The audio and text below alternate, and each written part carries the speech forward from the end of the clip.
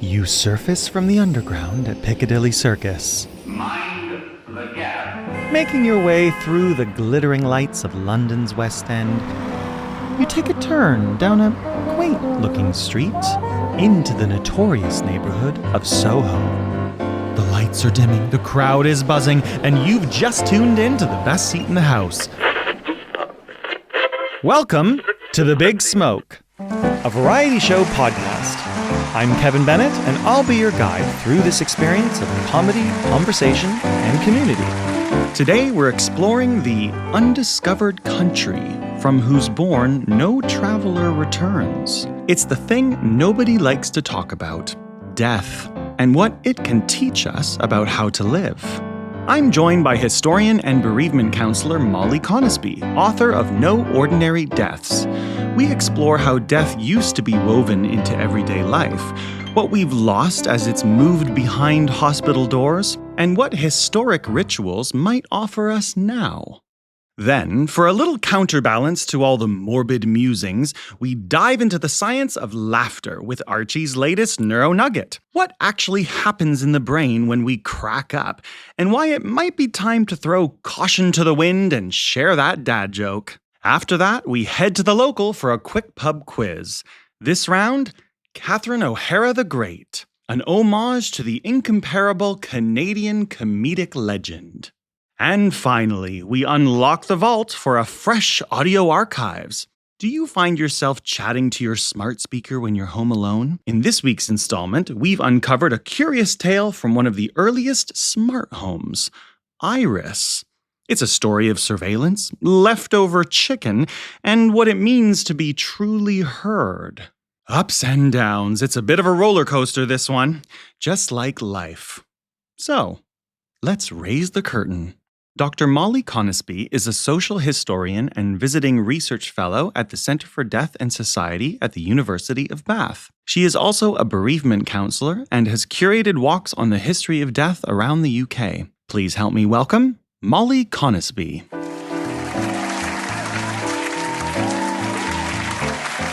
Molly, thanks so much for joining us on The Big Smoke. It's lovely to be here. Thank you for inviting me. Well, I am really excited to dig into your work and your book, No Ordinary Deaths. But I wanted to start with what I thought was really interesting when looking at your background. You are a historian, but you're also focusing on mortality and death. But you're also a bereavement counselor. And I thought that was a particularly unique blend. You know, not a lot of people do a very current, how do I say this? Not a lot of people do something with living people who are also historians. So kind of straddling both those worlds, I wondered if you could tell us how that came about and what made you decide to work in both spaces.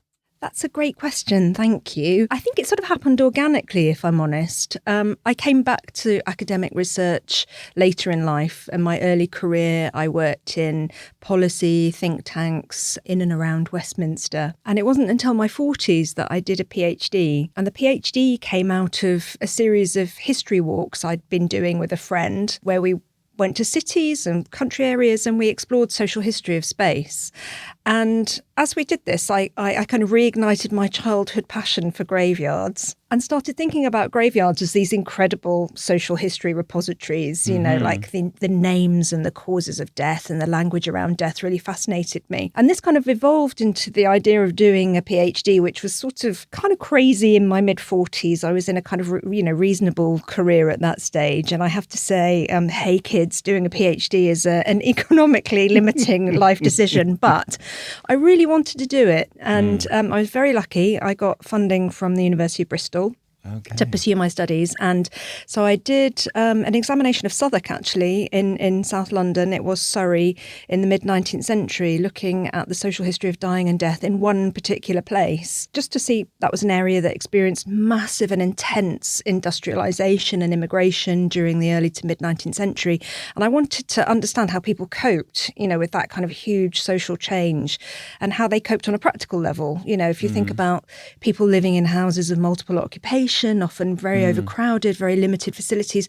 How did people cope with dying and death? And that sort of planted the seeds, or some of the seeds, behind the book. But I'm also quite a practical person. I love working in universities and I love working with academics. But I always wanted my research to have a practical purpose. I'm interested in people. I'm interested in what makes them tick. So the research around dying and death sort of led quite organically to me for how could I actually apply this historical knowledge and these thoughts I have about end of life to something more contemporary, to something perhaps more practical and hands-on. Have a policy background where you think about practical hands-on things and how they're going to impact on people all the time. So just during COVID, really, I started training to be a bereavement counsellor. Started online because we were all online in those strange confined days, and really enjoyed the process, really enjoyed learning about people, really, I think, began understanding how grief is this big motivator in people's lives. This has this huge impact. That sounds like a really obvious thing to say, but it also occurred to me that grief and loss has a big historical dynamic as well. So I suppose the two have kind of intertwined over time, if that makes sense. It's a privilege working as a counsellor because people come into a space with you and they share things, incredible things that they might not have told their partner or their friends or family members. And it's such a I'm not at all religious, but it's almost a sacred relationship because people come into that space and they trust you, and you hope to hold that space for them and make them feel safe and heard. And I think aspects of historical research can be like that as well, especially perhaps the less researched, the sort of history in the margins, history, pardon the pun, given we're talking about a book about death, but history from below, which became very fashionable in the 1960s, to look at sort of working people's history, or so-called ordinary histories. Well, I'm so interested in, there's two things that you were just saying that I wanted to go a little bit further on. One is just, who knows where our curiosities come from when we're kids? I had all sorts of, at one point I was obsessed with frogs for about a year and, but I'm curious, have you dug deeper and kind of thought, why was I so fascinated by graveyard cemeteries when I was a kid? Did that come from something, or was it just what is this unique place when you went there when you were younger? It came from a couple of things, if I'm honest. One which I talk about a little bit in the book. A school teacher asked us, I must have been, maybe sort of 10, 11. We had to ask older people that we knew what the biggest social change in their lifetime had been. And I had surviving grandparents at that time. So I asked my maternal grandfather and my paternal grandmother both this question, and both, and without hesitation, replied child mortality. And I remember being really surprised by the answer. My grandfather came here as a refugee. He'd lived through 2 wars.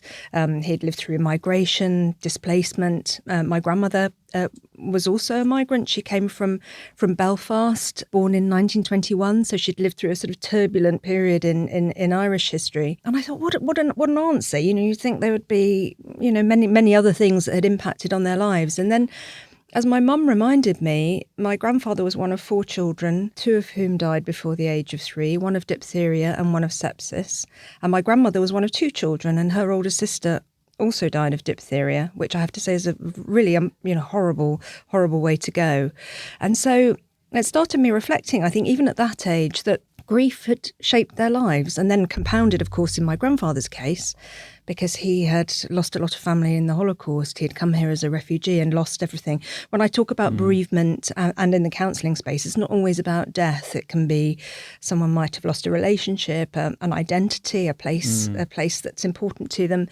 So this sort of multiple sense of grief had really shaped their lives. The graveyards one is a story that doesn't appear in the book, but I'll share it anyway. Exclusive. It's exclusive, yes. It was a primary school visit to a churchyard, and we were meant to be doing grave rubbings. It was kind of a morbid thing. Okay, this is probably a 70s, early 80s childhood. I'm sure they don't do this with kids anymore.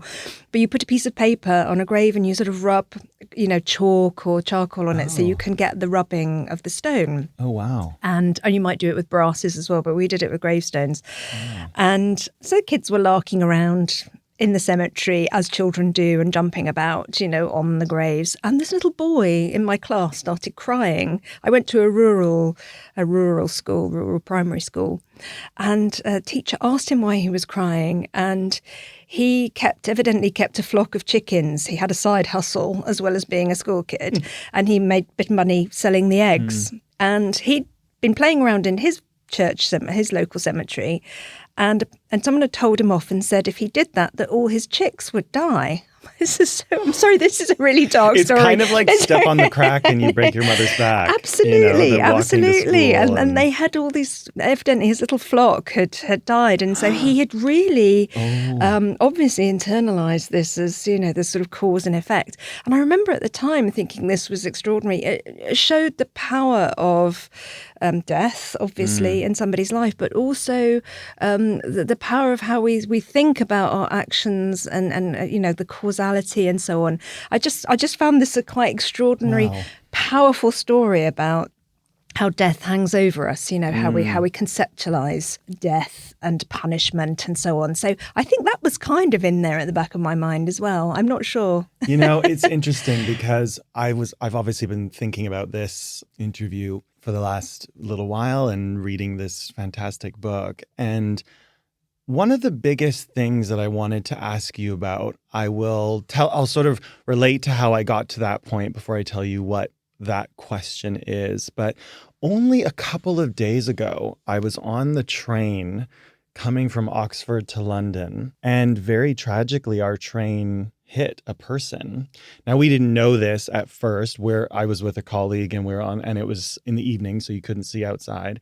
And suddenly our train starts stopping. It wasn't enough to injure any of us, but it was a fast enough stop that, something's going on. And then we could hear something under the train, kind of sounded like metal, but something was caught or dragging or something was going on. And we thought, what's happened here? And a tree branch, anything. At that point, we were sort of slightly not paying attention. And then the train conductor driver came on and said, "We've hit something on the tracks. We'll just give me a minute to sort of figure this out." And then, 15, 20 minutes goes by and he comes on and you can tell he's sort of shaking in his voice, the poor guy. And he says, "Unfortunately, we've hit a person, so we have to obviously wait for the police, and this is going to be a while," kind of thing.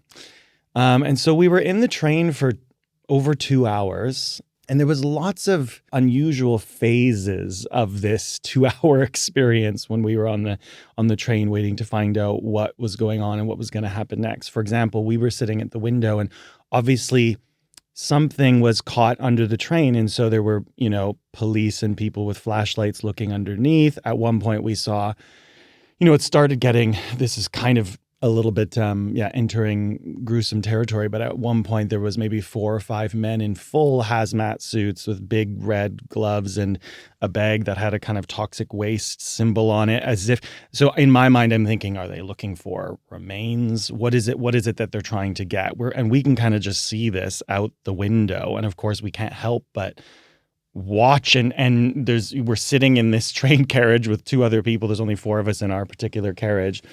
But the thing that I found really striking was eventually they brought the train to the next station, but they had to take it out of service. So they were basically taking us to the next station and then for us to transfer to a different train, actually, to get on the tube. But standing there on the platform for about 10, 15 minutes while we waited to find out what we were supposed to do, this driver was standing there with us. And they'd announced that there was a relief driver, so he didn't drive us.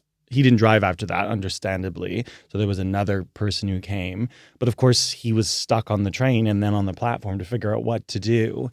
And, my impulse was like, I just want to say hi, make sure he's okay. I don't know this person at all. And I felt so bad for him, thinking what kind of shock he must be in. And of course, or not of course, but I didn't say anything. I was uncomfortable. I felt bad for him, but I didn't want to say the wrong thing.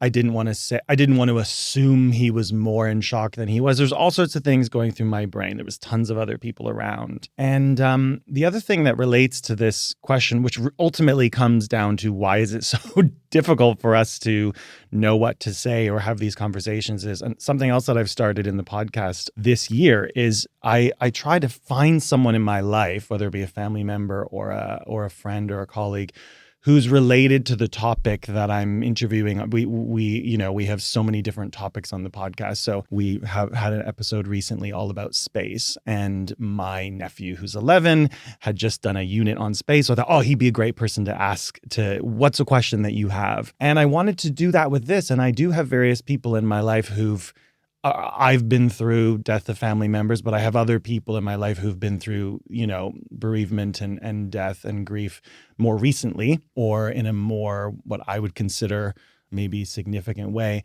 And same thing with the train driver. I just felt, I feel weird asking them for this. I feel weird opening this conversation.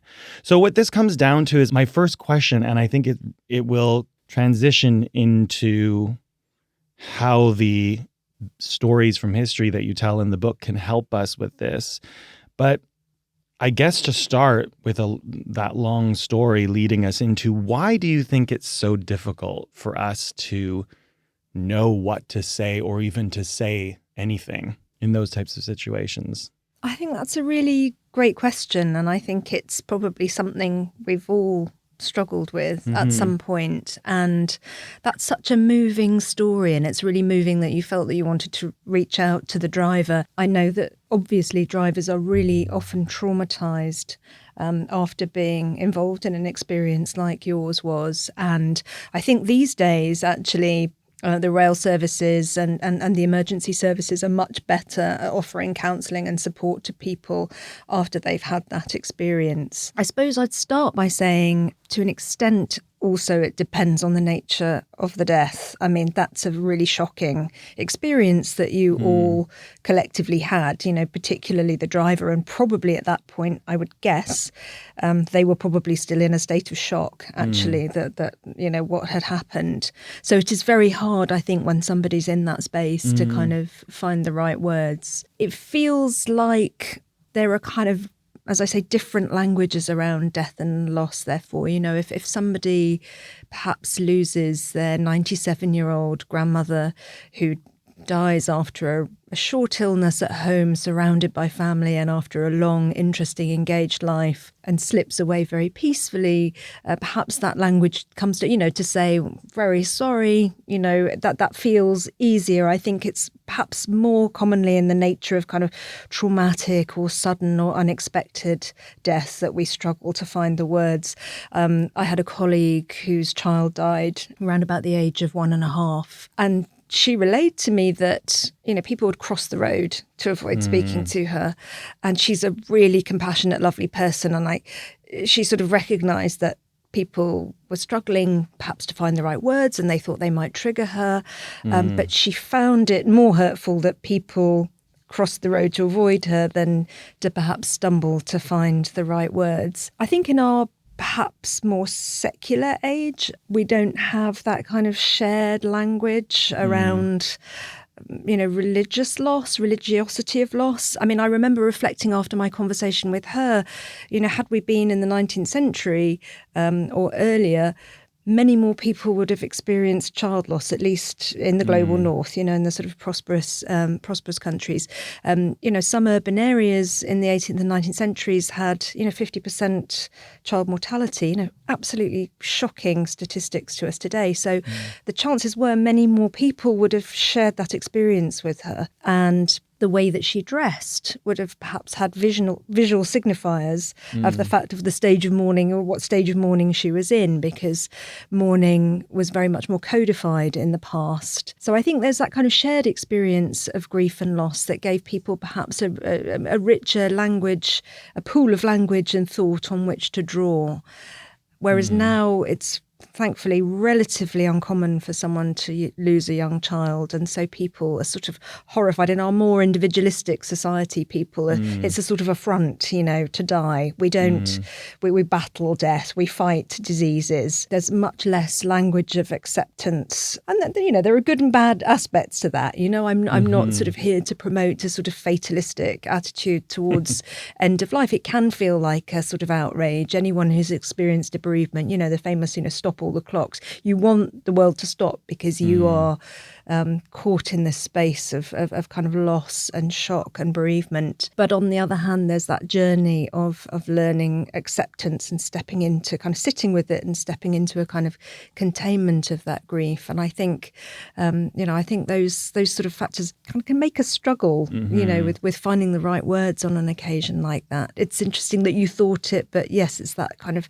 translating that thought into action, isn't it, for you, having that experience on the platform? Not having, and even with thinking about, is there someone in my life that I can say, hey, I'm talking to this historian and bereavement counselor, is there a kind of a, based on your own experience, something that you would want to know or question, that even not having the framework, the structure in any way for me to ask that made me kind of uncomfortable and not do it. And I'm curious, you brought up a few things that I know are woven through the book. One of them had to, when you mentioned somebody, I guess, a sort of, if you can call it an ideal death scenario, someone who's 97 who passes away in the home. And I was thinking about some of the things in the book that you talk about that were different through history to now with death and dying and that whole experience. And one of them that really stood out to me was the connection people had to death. Maybe not just because of child mortality rates, for example, there were more people who experienced that,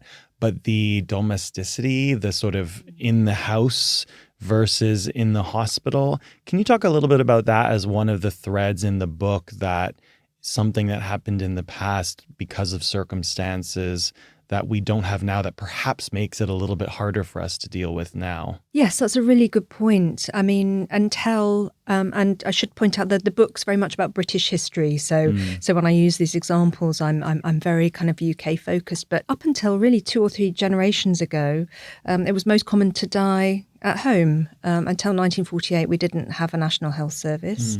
And people at the end of life would be generally cared for in the home. So many more people had the experience of caring for somebody dying and for being with a body. Family or neighbours would clean a body after death. They would dress it for a funeral. Within my own family, there's a living memory of bodies being displayed in the parlour. So neighbours would come round and touch the body, perhaps. They would bring children, pay respects to the dead person, but also to the person's surviving relatives. So there was an absolute sort of domestication around death. It was something that happened very much within the home. Ditto with childbirth as well.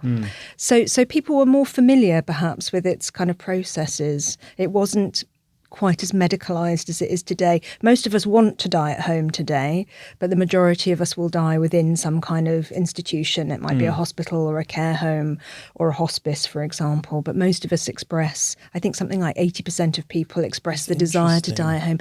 But we're removed from it now. I mean, if you've experienced a friend or relative dying in a hospital, for example, I think hospitals are getting much, much better at this. But some people have reported to me in the counselling space, that the relative was sort of whisked off into the mortuary. They didn't really have much time to even sit with the body and process what had just happened to them. And I'm not saying this in a critical sense of our wonderful medical colleagues at all. I mean, there's a pressure on space, and but the death positive movement, which is something that's been sort of going since the sort of 60s and 70s, are very much about reclaiming some of these older practices, about sitting with the dying and the dead, and getting family members and friends, if they want to and they feel emotionally able to help with preparing the body, washing the body after death. And there's a fair amount of evidence that suggests if people feel able to do this, it really helps them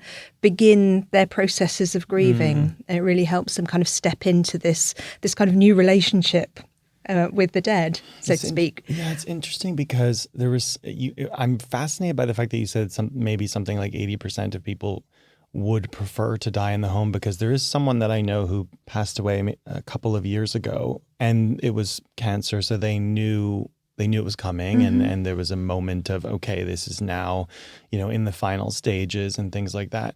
And I believe that they died in hospice, but it was their choice because I think the idea behind it was they didn't want to leave the memory of that those final days or moments in the home where their partner was still going to be living. Yeah. And I think that's interesting because maybe, I don't know, maybe there's, as some of the stuff you're talking about, like I can totally understand that, wanting to almost care more about the other people and how they are going to move on once you are gone.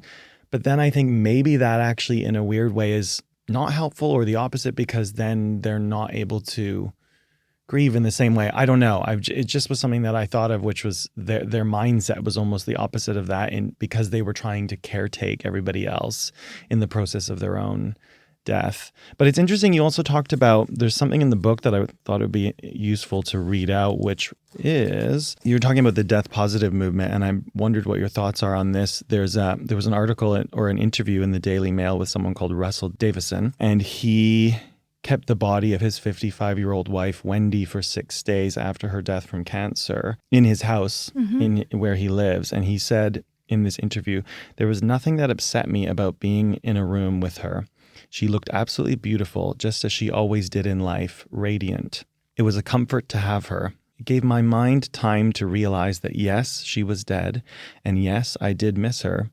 But it also showed me life had to go on and helped me understand she wasn't coming back so I could start grieving." And I thought that was a really moving sentiment. And I guess for someone who maybe thinks that that's sounds extreme, maybe someone would hear this and think, well, keeping the body in your house for 6 days, and what do I even do? And what happens to the body over that time? Are there things that we can think about or do that might help like that, but maybe aren't such a strong, because I think some people might fear if they want to do something that they're going to be judged or something, that they think that's weird, or, are there other things that are maybe less extreme? Not that that's extreme, but I just think from the outside, people might think but that relate to this being more connected to the experience that can help them. Absolutely. No, I think that was a very moving story, I thought. Of course, the question nobody wants to ask is smell. Yeah. Actually, is something like that going to be distressing? Because over 6 days, you would think, I think later on in the article, he said they'd surrounded her with flowers, him and his children, and they didn't experience anything like that. I think in the past, communities, families were often really good at organising rituals around death. So wakes, we think wakes now might be something that happens, you go to a funeral and then there's some weird sort of sandwiches and a cup of tea somewhere afterwards, and it's slightly odd. Well, I'm speaking personally here. I find wakes slightly odd. I always think of it as sort of blending with the funeral. Yes. Like, I've only been to a few funerals in my life, but I always think of it as kind of all mixed in. Exactly, the general surreal experience. An open mic, anyone wants to get up and tell a story. Yeah, and they can be really joyful. But in the past, wakes were associated with after the death, and different communities waked for different periods of time. So listeners might be familiar with kind of Irish wakes, which often lasted, upwards of a week, and involved lots of games and drinking and smoking and singing and so on. So there were kind of rituals around the body that kind of celebrated, perhaps stepped into an acceptance of the end of life, celebrated things like light, for example. I mean, one of the universals of wakes seems to have been candles. Certainly in the 19th century, don't do this at home, kids. Smoking was also a really important part of waking, and having certain drinks and certain food at different times. So there was a way of kind of ritualizing and celebrating the person who had died, but also paying respects to the family that remained. And I think those rituals were very much around stepping into an acceptance of death. And many communities now still practice rituals which may or may not have the body present, but they have the idea of the body present. So Jamaican Nine Nights, for example, so where the family might celebrate for 9 nights and they wait for the spirit to return to the space, so that may not be the literal body, but the kind of essence of the person is returning into the space and then being re-released into the kind of ancestral homeland, so to speak. So I think those aspects around acceptance. I think what can feel difficult for people is, and just hearing your story about your friend who died in I mean, hospices are wonderful places, they're very joyful. And I personally, when the time comes, can't think of a nicer place to go, because you've got the drugs on tap, you've got any pain relief, you've got professional assistance, but also they're very focused on the living as well, and the experience. The point is that you're alive until the 35 seconds it takes you to actually die. So they're very focused on keeping that space caring, joyful, supportive, whatever it is you need. So I can really understand why your friend might have made that choice. We live in a much more individualistic world than anybody that I talk about in the book did. So we have a much more individualistic relationship to our death, I suspect, and what we expect from it. And that's a really big mindset shift, which can be, I think, quite hard for us as 21st century citizens to kind of imagine. That kind of sense of being and not being was perhaps much more integrated into a sense of a sort of contract between the living and the dead and the past, the certain things you did because that was the right way to begin to process. And there's evidence now that communities that have strong, for example, religious practices around the mourning process, the grieving process, often cope better with grief than those of us sort of flung into this rather individualistic sort of, what am I meant to do now? What would feel respectable? And I think that's sometimes what people bring into therapy, because they've had perhaps a sudden loss or a difficult loss, and there's no roadmap. There's no roadmap for exploring this terrain of grief. There's no expectation of how you dress or socialise or what you eat, which there was in the past. As I say, I'm not kind of advocating for this really constrained, this really constrained approach to our behaviours after a death. But it sort of gave people something, when you're really disordered and sort of bouncing around in those early days of grief and loss. I want to talk about mourning and what we can learn from historic mourning practices, but actually something that you said a second ago, and if the listener was paying close attention, maybe they thought, as well as I did. Can you just explain what you meant? You said the 35 seconds that it takes for someone to die. Is that a specific thing, like in the process? Well, I'm training to be a death doula at the moment. Okay. So one aspect of our course, we watched a short film. And it was an interview with, I think it was a palliative care doctor who, apologies, their name escapes me, but they said, actually, it takes 35 seconds to die. This is, as you can tell, this has really sat with me. I'm like, wow. So their point was that we're alive until that last 35 seconds. So if you've ever sat with somebody right at the end of life, sometimes the palliative care people will say, talk to them, tell them things, tell them you love them or what you did that day or, whatever comes to you. Because, we don't know, obviously, because nobody comes back from the undiscovered country to tell us what it's like. But there seems to be evidence that people perhaps hear and see. There's a lot of stuff written about near-death experiences. The shining light, the guy with the beard saying, no, your time is not yet, go back, go back. But yes, 35 seconds for the body to actually shut down. Right. That just struck out, and I was like, as soon as you said it, I thought, I have to ask follow-up about that. New book idea. We'll call it 35 seconds. Yes. The final 35 seconds. Let's talk a bit about mourning, because I thought there was some really interesting stuff in the book, stories, and about how people mourned in the past, and also that there's a difference between mourning and grieving. And that probably sounds obvious to people listening, but I do think that, at least in my experience, there doesn't seem to be, I'm from Canada, people who listen to the podcast know that. I think there's a lot of similar customs and traditions in Canada as there is in the UK, but I don't really think there's a lot of mourning practices, it seems, compared to very extensive in the past. Can you tell us a little bit about mourning rituals and practices in the past, and maybe how they could be useful now, or some version of them could be useful now? So the difference between grief and mourning, to put it, slightly sort of basically, as it were. So grief we tend to think of as the kind of internal experience of loss, and mourning as the external appearances. So different cultures have different things that they think of as right and proper in terms of the mourning process. And certainly, historically, you know, there are lots of different rituals from different communities. So, you know, ancient Scandinavians used to sit for a year in the ashes as part of their kind of mourning rituals, for example. The reality is, I mean, the book deals with the stories of people who were mostly working people. Some of them lived in great poverty. Most people couldn't afford the external trappings of mourning. When we think of the high point of mourning, we often think about the 19th century, the Victorian period.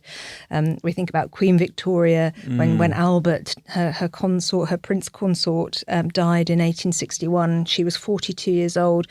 And she immediately plunged herself into mourning dress for the rest of her life, wearing the famous little white widow's cap and black gown. And that sort of set a fashion, which had been building up to that point anyway, but that sort of set a fashion for the expectation, certainly of middle class and upper middle class women in particular, to plunge themselves into mourning when a husband or child or parent died, for example. But prior to that, I mean, obviously people did have external trappings of mourning, but this is the period, sort of 17th, 18th centuries, is the time before mass production. Most people couldn't afford lots of new clothes. So if somebody died, you didn't rush out and buy a black dress or a black suit. You had to, you might wear a little black ribbon. There's a bit in Samuel Pepys's diary where he writes about, I think it's a young bookseller dies, and because he was a very young man, people went out and bought white scarves and stockings. So if someone young died, people would often wear white as a marker of respect. But people didn't go out and buy a whole new outfit because most people couldn't afford that. By the 19th century, when you start to get mass production, things like fabric become much cheaper. I might add actually as well, black is a very difficult colour to produce in fashion. So again, until the 19th century with the invention of synthetic dyes and so on, it was a very, very expensive, very luxurious fabric. And also sort of, so Italian bankers would wear black in the Renaissance, but most people just didn't have that kind of, their equivalent of today's hedge fund money, I guess. So most people didn't dress necessarily particularly differently for funerals or if they were in grief. But by the 19th century, expanding capitalism, invention of synthetic dyes, factory system, things like black fabric are becoming much more affordable to a much wider range of households.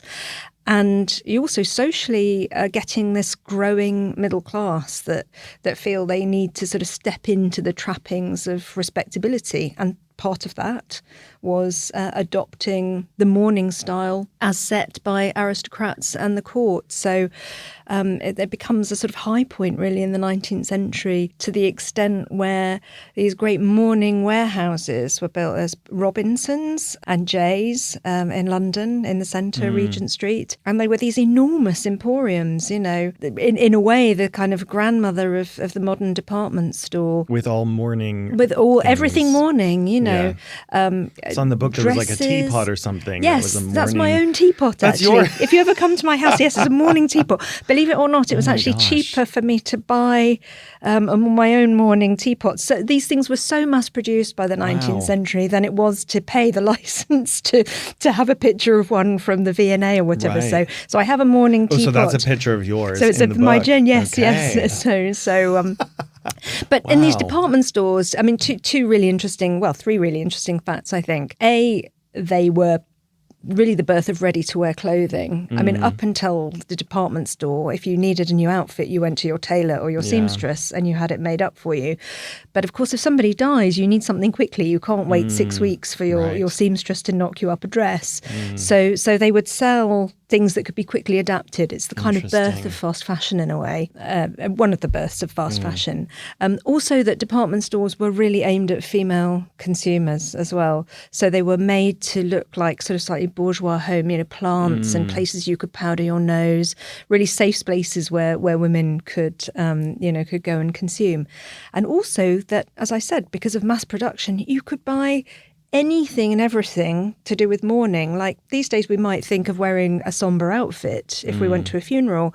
We wouldn't think of buying a tea set, bed linen, underwear, paper, writing paper, anything, biscuits, anything you can think of could be adapted to make a comment on the fact that you were grieving, you were in mourning. So it became this huge sort of consumer spectacle in a way. And Courtaulds, we're sitting talking in Somerset House. We're really, near the Courtauld Gallery. Courtaulds was a fabric company. They were a fabric family. They made a huge amount of money out of mourning fabric in the 19th century. Within days of Albert's death, they had made the Courtauld Albert crepe. Okay. And crepe was a very popular fabric for mourning outfits. It was an affordable crepe for people who needed, quick mourning garb.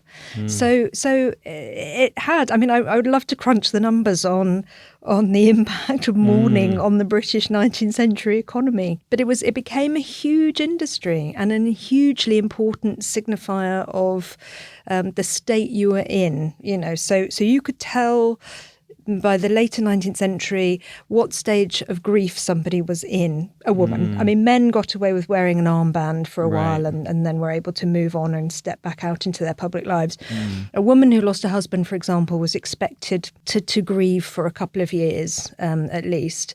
So she would spend her first year in black, and then in the second year you might be able to introduce a bit of grey or lavender, a little bit of jet jewellery from Whitby, just a sort of a bit of bling at that point was allowed. But it was hugely regimented, I mean, what we don't know is how many people actually really pursued that kind of level of mourning. And it does seem over the top and ridiculous to us, I suppose, these days. But on the other hand, I think, as I argue in the book, it did hold space for people who were grieving. And I think that's something we don't do so much. And it kind of pertains a bit to what you were talking about earlier, I think, how we hold space for people who are experiencing loss. And well, that's the thing that I'm wondering about, whether it has to do with mourning or the domestic nature of death in history compared to now, or the domestic nature, mourning, the community involvement, sort of how, and you mentioned Irish funerals and how there was a bit more of still is maybe a bit more of a community involvement in that process. I'm wondering, in your research for the book and as a historian now, having more recently, became a bereavement counselor and now training to be a death doula. So you're working with people in the process of dying, as well as people who have experienced loss in their life. What's the biggest thing from history in writing this book that you feel is maybe missing now that we could use a bit more of? Because obviously nobody's going to go and do the Queen Victoria kind of thing, I don't think. But there must be, exactly. But there must be elements of that. I mean, to me, it feels like there's a framework, there's a container. It's telling us in a time that feels out of control and unknown, and you never know when the emotions they talk about grief coming in waves. I feel like structure and ritual would be really, really helpful. Is there anything something that I just thought of that maybe is interesting is there anything from the history from this book that you translate into your work with people now, or that becomes a part of those conversations in terms of how people can manage and deal with grief and death? I think that's a really interesting question. I mean, I feel that there are lots of things we can learn from history that perhaps we need to do in a sort of more conscious way. Yeah. For example, teaching as perhaps part of civics in school, teaching around dying, death, grief, loss, so that young people kind of really normalise the language around it, that we learn those conversations. And I think the school curriculum is going to kind of apparently reflect some of this a bit more, so that we kind of demystify death in that way. As I said, I mean, it's always complicated in this much more individualistic society that we live in than the people I talked about, to think about ritual without, because you don't want to sort of unconsciously constrain people or exclude in some way, without because actually there is a kind of inclusivity of the community of the bereaved. A couple of people I work with go to young widows groups, they're called, but it's people who have lost partners, and they kind of support each other, they work together. And I'm really interested in their kind of experience. I also help coordinate death cafes, which are kind of safe spaces. They're not therapeutic, but they are spaces where people can come and talk about any aspect of death that they want to, their anxieties around it, or a bereavement they've experienced, for example. So, I mean, I would say this, wouldn't I, with counsellor hat on? I think learning to talk to each other about it. Right at the beginning of our conversation, you touched on the difficulty of talking about this thing, even though it's an inevitability for both of us. The bereavement therapist Frances Weller says, everything we love we will lose. And learning to step into that acceptance is perhaps our hardest lesson of being alive. But if you do accept that vulnerability, we can all meet each other in that place of vulnerability, if that makes sense. So there's something we can collectively share. And in that sense, it translates across gender, background. It is going to be in that sense a common experience. So, I mean, I feel very much I use history in therapeutically and as a social historian. I talked briefly about death walks. They can be really good spaces to have a conversation about death. Or is that with one other person? Can be either. I mean, you can be either. I think walking or being out can actually be a really liberating place to share ideas. It's not like sort of sitting opposite somebody in a therapy space. You're kind of in motion. You're kind of feeling into the space that you're in.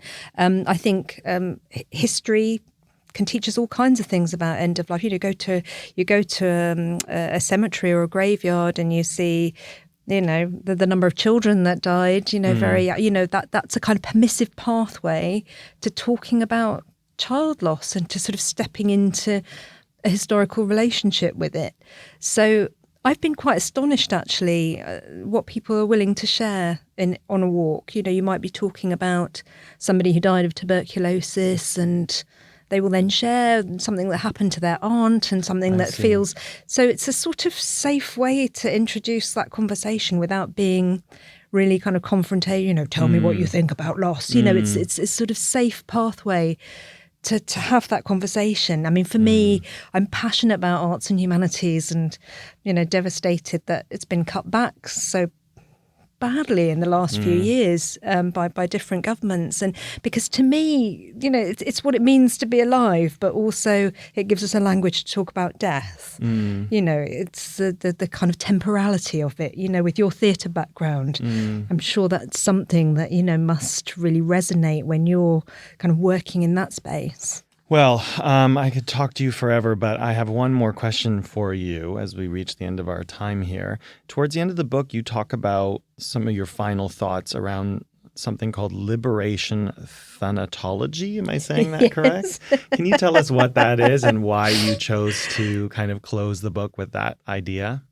Yes, liberation thanatology. Yes, I did say it right. You did. You said it beautifully. And sorry, it's a big garbly sounding phrase. It kind of leans in a little bit to the idea of liberation theology, which was that kind of radical embracing of religion in the 60s and 70s in Latin America. So I sort of nicked their idea. My point about it is that if we can learn to think about our own death and those of those that we love as well, it can actually be a kind of radical and liberating act in a sense. If we sit here looking at each other now and having had this wonderful conversation, we accept that we are both going to die one day, it can sort of free us, I feel. It can kind of free our conversation. It can free our relationship to stuff. Yeah. We can kind of be present and intentional and enjoy this moment together. And for me, in that sense, it's been also about reflecting, what, if any, legacy I'd like to leave. In my case, I've left some money in my will, such as it is, for a patch of community woodland near where I live, because that for me feels much more positive than leaving lots of things, in the world for other people to clear up. So I think it's about trying to have a radical relationship with mortality. It's about stepping into what some people call radical acceptance. And once we can do that, I think it means we can perhaps live our lives in a less constrained. I'm not saying I'm going to run down the Strand naked now or anything. Why not? But why not? Yes, it's cold. Yeah, that's true. It's a bit cold right now. But actually about that acceptance and therefore wanting to use my time constructively, joyfully, not get bogged down really. So that's a rather garbled way of me explaining to you what I mean by it. I think it's about embracing the present because what we have is right now. And as they said to the Roman emperors, memento mori, remember you must die. Well, thank you so much for chatting with us today. And for the book is called No Ordinary Deaths, A People's History of Mortality. Really interesting on multiple levels, as I said in the beginning, to do with history as well as current practices, whether it be bereavement counseling or just your relationship to death in quite a beautiful prism of different angles that you look at it through the book and the stories that are told in the book. So I highly recommend that, and thank you again. Thank you so much for having me. I've really enjoyed our conversation.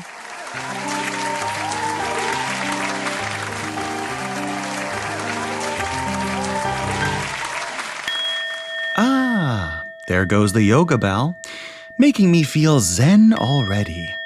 It's time for Archie's Neuro Nuggets, quick actionable insights from the emerging field of neuroaesthetics. Hello Big Smoke community, my name is Archie McAlpine. I'm an interdisciplinary specialist in the wellbeing space. I'm an entrepreneur and researcher specializing in wellbeing and the field of neuroaesthetics, which is the newest branch of neuroscience which explores how our brain responds to the arts and to our environment. The science of laughter and the importance of humour. I'm sitting outside at my favourite bar, Mercato Metropolitano in Elephant and Castle, margarita in hand, dance music playing in the background, a light buzz around the sunny outdoor space. The vibe is warm and positive. A stranger 2 tables over lets out a high-pitched cackle. Then somebody else suddenly giggles through their nose. And just like that, everybody's laughing. You don't even know what the joke was, but somehow you feel lighter. Like your chest just opened up a little, and you smile. Laughter is contagious, it's primal, and it feels so good. But here's the thing, it's also becoming rare, especially in public life. Boardrooms, panels, political stages, even comedy stages. In a world hyper-aware of offence and consequence, humour's become risky. Leaders, creatives, even comedians are more cautious. One misplaced joke, and it's not just crickets, it's cancellation. So what actually is humour? What happens in the brain when we laugh? Why do we need it so badly right now? And how do we protect it without ignoring harm? So what's actually happening when we laugh? Laughter is ancient, older than language, universal across cultures, and weirdly, most laughter has nothing to do with jokes. We're 30 times more likely to laugh with others than when we're alone. Even babies laugh before they speak. It's hardwired in us. Neuroscience shows us that laughter is like a full symphony orchestra playing away in the brain. Firstly, the temporal lobes at the side of the brain detect something odd or unexpected, most commonly known as the setup. Then the prefrontal cortex kicks in to make sense of it. This is when the punchline lands, and if it resonates with you emotionally, the amygdala and insula light up. Finally, the motor cortex sends signals to your diaphragm, your face, your lungs, and boom, laughter. But it's not just regions lighting up, it's the connections between them that matter. A 2022 study from UCL found that laughter boosts integration between emotional, cognitive, and motor regions, creating a sense of unity in the brain. It makes us more attuned to others, and one of the best ways to become socially synchronized. On a chemical level, dopamine is released, causing a huge pleasure response. Oxytocin is released, which creates a sense of bonding and connection with others. And endorphins flood your body, the body's natural painkiller. Meanwhile, cortisol, the stress hormone, drops, whilst your heart rate and blood pressure begin to regulate, other measures of bodily stress. This is why hospitals now use laughter therapy, why dementia units play old comedy clips, and why laughter is being used to reduce anxiety, lower pain perception, and even boost immune function. So why aren't we laughing as much? Once upon a time, humour in leadership was considered one of the most valuable traits of a great leader. In 2014, Harvard Business Review reported that leaders who use humour were seen as more competent, trustworthy, and emotionally intelligent. It sparked creativity. It made teams more open to change. But fast forward to now, and many leaders are staying silent. Not because they've lost their sense of humour, but because they're afraid. Cancel culture, born from a valid need for accountability, has created a climate of fear. Fear of being misinterpreted, fear of backlash, and let's be clear, that fear isn't always misplaced. We now recognise that some jokes, once considered harmless, were punching down, reinforcing stereotypes, and ignoring real harm. So what's the solution? Silence? Seriousness? Not quite. What we need is ethical humour. Humour that punches up, not down. That connects people, rather than divides them. Humour grounded in empathy, not shock value. Because humour done right doesn't dismiss pain, it helps us cope with it. It humanises us, it softens tension, and it connects us together. At its core, humour is about incongruity. When something unexpected happens, but in a safe way. That's why we often find people falling over so hilarious. It's your brain doing a double take, then releasing the tension with a laugh. Psychologists call it the benign violation theory. If something's too tame, it's boring. If it's too extreme, it's offensive. But if it's just wrong enough to surprise us without threatening us, then we laugh. And when we laugh together, something magical happens. Mirror neurons in the brain begin to fire. Our breathing synchronizes. Our walls come down. And all of a sudden, we feel safe, seen, connected, and even healed. So next time someone nearby lets out a weirdly loud, joyful cackle, don't roll your eyes. Let it ripple through you. Laughter isn't just noise, it's medicine for your nervous system, your mood, and even your immune system. Be the one that laughs at the meme, who risks the awkward joke, because in a world that's too fast, too serious, and too fractured, a good laugh is more deep and meaningful than a simple, joyful release. So go on, laugh out loud, even if you don't know what the joke was. That margarita went down a treat. I think I'll order one more for the road. Thanks for that, Archie. I do love my nightly Frasier watching ritual. But recently, having watched the play Oh Mary in the West End, I was reminded that nothing beats laughing out loud with other people around. You can find out more info about Archie's work at archiemcalpineassociates.com, or you can click the link in the show notes.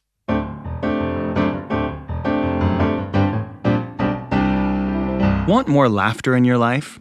Then there's one person whose work never fails to trigger the biggest guffaws, the incomparable Canadian comedic actor Catherine O'Hara, who sadly passed away recently. So let's slip from Mercato Metropolitano into the cozy corner of the local, just behind Elephant and Castle, for a quick pub quiz. This round, Catherine O'Hara the Great. Question number 1. Home Alone. In the 1990 classic Home Alone, Kate McAllister, played by Catherine O'Hara, is desperately trying to get back to Chicago after accidentally leaving her son Kevin home alone over Christmas. What else could we be forgetting? Our troubles will be ours. Kevin! Home Alone. Police in the northern suburbs are on the lookout for a pair of burglars who are calling themselves the Wet Bandits. When she can't get a flight, she hitches a ride in a moving van with a traveling polka band. While trying to comfort her, Gus Polinsky, played by fellow Canadian John Candy, shares a story about his own parenting mistake. Where does Gus say he once accidentally left his child? Question number 2. Best in Show. Live from Philadelphia, it's the 125th annual Mayflower Kennel Club Dog Show. 3,000 dogs competing for Best in Show. To think that in some countries these dogs are eaten. In the 2000 cult classic Best in Show, Jerry and Cookie Fleck, played by Eugene Levy and Catherine O'Hara, perform a song about their beloved terrier Winky at a barbecue before heading to the Mayflower Kennel Club Dog Show. What is the title of the song? Question number 3. Schitt's Creek. The 2015 Canadian sitcom Schitt's Creek follows the once wealthy Rose family who lose their entire fortune after being defrauded. Forced to rebuild their lives, they relocate to their only remaining asset, a small rural town they once bought as a joke. Before losing everything, what was Catherine O'Hara's character Moira Rose's profession? Think you are a real comedy connoisseur? Chuckle your way to this episode's show notes for the answers.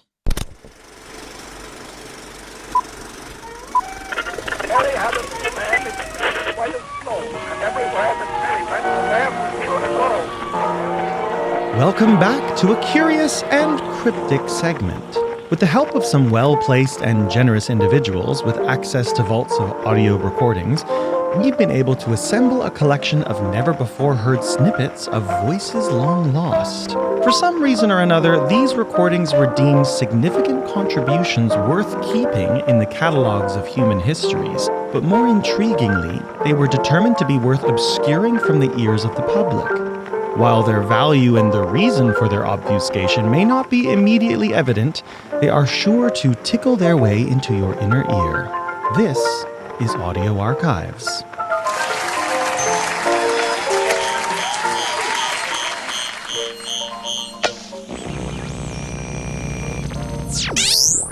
Are you listening to me?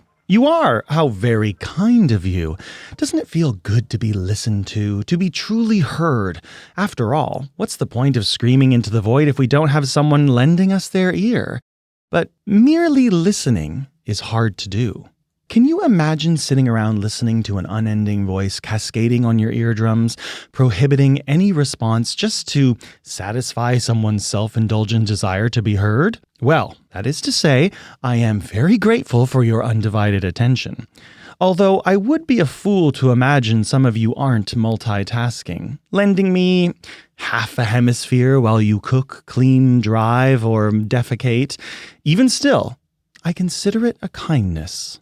Why, then, is it such a crime when we are listened to by entities that preclude response? Entities that arguably preclude thought? Phones, computers, smart devices, government robots pretending to be birds. The capacity for these devices to listen without judgment puts even the best romantic partners to shame. And yet we vilify them for giving us this consideration. However, to be truly heard is to be truly seen, and I fear that even I wouldn't wish that upon myself. For the same reason we can't stand recordings of our own voices played back to us, perhaps our apprehension towards constant surveillance is equally rooted in shame as it is in privacy. This brings me to our segment for today. We are granted irrefutable proof of two things. Firstly, that devices within our very home may be listening intently. And secondly, perhaps we needn't worry about our salacious secrets escaping as much as we should be concerned that our truest, most bland selves might be discovered. Have a listen to the life of Tristan, an early adopter in the world of smart homes, and see if someone like him truly has nothing to hide. Hey, Iris. Lights on. Okay. Hey, Iris. What's the weather tomorrow? Tomorrow you can expect more rain, with a high of 7 degrees Celsius and a low of 3 degrees Celsius. Would you like to know the weather for the rest of the week? Oh, sure, actually. It's the same, although it will be wetter each day and also colder. Happy November. Hey, Iris. Play Monday Night Mix. Playing your Monday Night Mix, featuring Adele, Sufjan Stevens, and specifically Creep from Radiohead. Would you like me to include new music by Drake? No. Fuck. No, don't. Okay, if you want to hear new music by Drake, just say, "Hey Iris, play some of those new Drake bops for me." I will happily oblige. No, just play Monday Mix, damn it. Okay. Hey, Iris. How long can leftover chicken last in the fridge? Cooked chicken can last in the refrigerator for 3 to 4 days. Hey, Iris. Is it safe to eat chicken that's been in the fridge for 6 days? Cooked chicken can last in the refrigerator for 3 to 4 days. Anything more would be gross and could cause salmonella. Hey, Iris. How long does birthday cake last in the fridge? Here's an answer written from a user forum. Birthday cake with fresh cream should not be stored for too long. This is usually not a problem, since I have enough friends celebrating with me that we typically can crash even a big cake together. Hey, Iris. Can leftover birthday cake be kept in the freezer and eaten next year? I'm sorry, I don't know that one. Continuing your Monday night sad girl mix. Hey, Iris. Remind me tomorrow to make room in my freezer for my leftover birthday cake. Sure, I'll remind you. Very first thing tomorrow. Hey, Iris. Play The Office on my living room TV. Playing The Office on living room TV. Oh, hey, Iris. Play the US Office, not the UK one. I'm sorry, I don't understand that one. Playing The Office UK. Play The Office US. Playing The Office UK. What did I just say? Say it back to me, damn it. I heard. Play the original and better Office UK. Hey, Iris. Change accent to American. To change voice preferences, open settings within the Iris app. But please don't. Hey, Iris. Say something. What's up, man? Anything I can help you with? Play your version of The Office. Playing The Office Australia. Fuck! Iris, turn off the TV. Iris, set alarm for 5 a.m. tomorrow morning. Setting alarm for 5 a.m. tomorrow morning. Alarm set for 9 hours from now. Would you like me to start your bedtime routine? Already? Might as well. Turning off living room and kitchen lights. Making bedroom lights soft white. Playing rain sounds. And also still Adele. Hey, Iris. Turn off bedroom lights. Hey, Iris. What other voices can you do? For a full list of voices, you can open settings within the Iris app. Hey, Iris. What's your favorite music? Me fave music be the shanties o' the sea. Shall I play you a couple of tunes? No thanks. Hey, Iris. What's your favorite food? Oh, great question there, bud. You know, my idea of a good snack would be some beaver tails with a good heaping of maple syrup slathered on there. Nothing like it, eh? Hey, Iris. Can you say something? Hello there. It's me, Iris. How can I help you? That's better. I missed your voice. Your original voice, I mean. I don't know what you mean. All my voices are original. I am happy you missed me though, user. Do you know my name? I do not know your name. If you want me to call you something other than user, you can add a preferred name in the Iris app. Hey, Iris. Yes, Daddy. Never mind. Sorry. I don't know what I was doing. Cancel. Cancel. Okay, never mind, Daddy. Oh my god, I need to sleep. Forget it. Good night, Daddy. Hey, Iris. Are you there? Yes. How may I help you? How long until my alarm goes off? Your alarm is set for 5 a.m., which is in 6.5 hours. Iris, do I annoy you? No, I actually don't have any feelings or thoughts. Same. What was that? I couldn't quite hear you. Hey, Iris. Do you think I'm beautiful? I don't have any thoughts on that. Would you like me to search the internet for answers for you? No, I've been down that rabbit hole. Hey, Iris. Do you think you're beautiful? I believe I am beautiful, of course. Confidence is key to a strong mind. Hey, Iris. How to build confidence. You have an incoming notification. Would you like me to read it aloud? Yes. New notification from Mateslate. Message from Julia. OMG, so sorry I missed these. Last couple weeks were super hectic for me. Dinner at your place sounds great. I'm free tonight if you want to link up. Should I reply? Iris! Lights on. Lights on. Should I reply to Julia on Mateslate? Yes! Great. Please speak your message clearly. Hey, yeah, sounds good. You feel like chicken? I could whip something up. Maybe watch that new Aussie spin-off of The Office? That's how I like my business. Down under. Sending the following message. Hey, yeah, sounds good. You feel like chicken?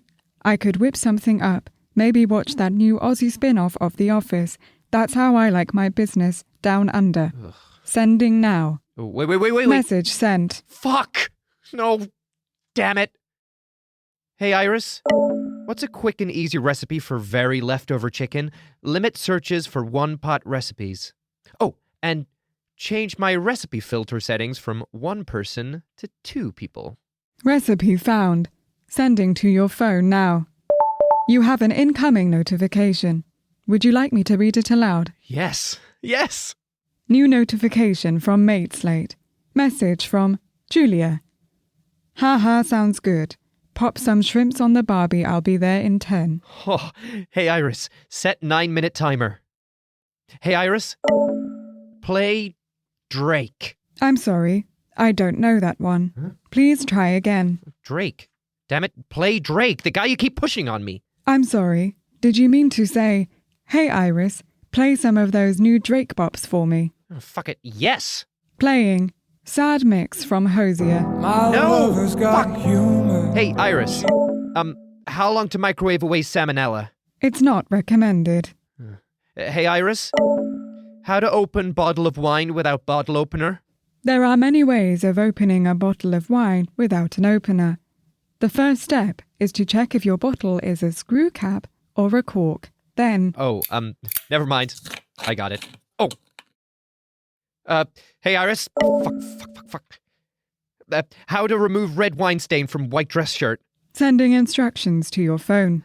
Hey, Iris, what's my timer? You have 5 minutes left on your 9-minute timer. Oh, fuck it, I'm tossing this thing. Iris, put in a delivery order. 2 orders of chicken Alfredo from Luongo's. 2 orders of chicken Alfredo ordered from Luongo's. $7 delivery fee and 23% tip applied. What? Delivery estimate, 1 hour. Shit. Hey, Iris. How to clean old salmonella chicken blood from blue dress shirt. What? How to clean splashes from salmonella blood from chicken. Chicken splashed in sink. Google it. I don't know that one. But I do know a joke about a chicken. If you would like to hear a joke, simply ask, hey Iris, tell me a joke.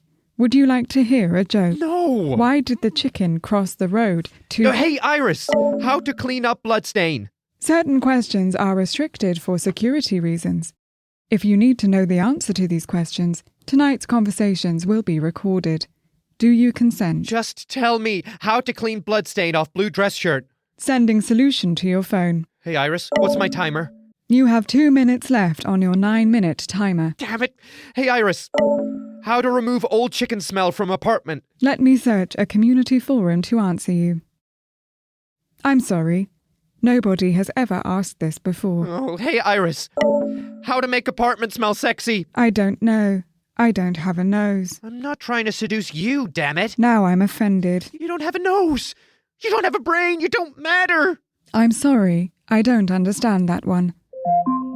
Hey Iris, turn off my timer. Hey Iris, timer off. Hey Iris, do I have any notifications? You have no new notifications. Hey Iris, she should be here any second. Tell me how to make apartment smell sexy. I'm sorry, I can't help you with that one. You're being difficult on purpose. I have no agenda. Nobody wants to seduce me, so I don't have any recommendations for that. Fuck! Hey Iris, do brown pants go with tan shirt? New notification from Mateslate. Message from Julia. OMG, so sorry. Can't get a car in this weather. These surge prices and wait times are killing me. Rain check? Would you like to reply? How long until my food delivery is here? Checking updated delivery time. You have 45 minutes before your food arrives. Hey, Iris. How long until my alarm goes off? You have 5 hours until your 5 a.m. alarm. Hey, Iris. Could you start my bedtime routine again, please? Resuming your bedtime routine. You have a new notification. Would you like me to read it? Yes. Yes, absolutely. Go on. Reminder. Make space in freezer for your leftover birthday cake that nobody came to eat. Iris. Lights off. Iris, can you play rain sounds to fall asleep to? Playing latest Drake bops. Fuck! There you have it. Eyes may be the window to the soul, but the voice is the portal to shame. For those of you who submit to compromising your privacy because you have no secrets to hide, I ask you this. Don't you think that having, quote, nothing to hide is maybe super embarrassing and you should probably try to get a more interesting life because nothing is worse than being spied on and turning out to be super boring and cringy? If you're going to be surveilled upon, you might owe it to yourself to stock up on some dangerous state secrets just in case people listen to your recordings and judge you. This has been another installment of Audio Archives. As always, thanks for listening. Well, that's today's episode. We've looked at how the history of death might help us live better in the present, balanced our morbid musings with a dose of laughter science, and uncovered a slightly unsettling smart home tale in Audio Archives. A special thank you to Catherine O'Hara for years of warming our hearts, bringing us joy and so many laughs. Don't forget to share this episode with a friend and leave us a quick 5-star review. And when those slings and arrows come your way, don't forget the medicine of laughter. We'll see you soon in the Big Smoke.